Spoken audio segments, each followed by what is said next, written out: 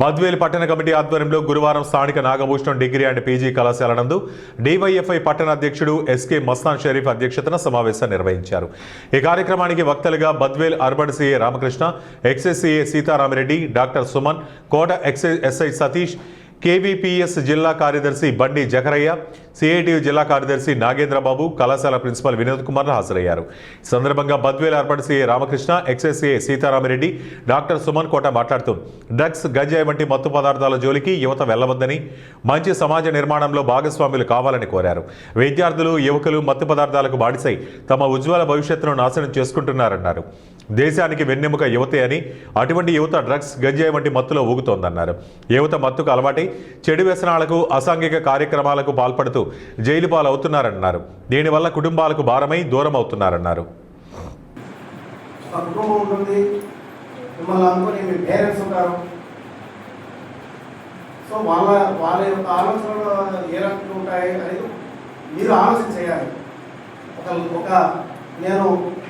ఇది కావాలి. అప్పుడు మేము మాకు ఇంకా సోఫిస్టికేటెడ్ డివైజెస్ కానీ ఇంకోటి కానీ ఎక్విప్మెంట్స్ కానీ అప్పుడు లేవు.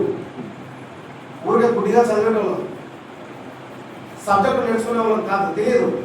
సో ఆఫ్టర్ టెన్త్ తర్వాత కొంత ఇంటర్ అయిపోయేటప్పటికి కొంత మనకి మెచ్యూరిటీ అనేది స్టార్ట్ అయింది. సో ఇప్పుడు అందరికి కూడా అరచేతిలో మనకు ప్రపంచం వచ్చేస్తూ ఉంది. ఏది కావాలన్నా మనకి ఏం డౌట్ ఉన్నా కూడా చాట్ పెట్టి ఇదేది చెప్పు, ఇది నాకు కొంచెం చెప్పండి చెప్పేస్తుంది.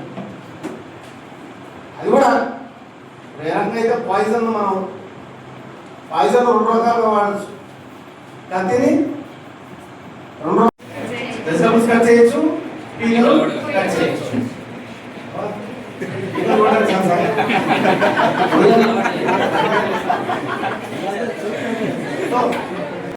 దానికి ఆల్టర్నేటివ్ మనం ఎదుర్కోవాలి. సో మనకు బేర్ తాగాలనిపించింది.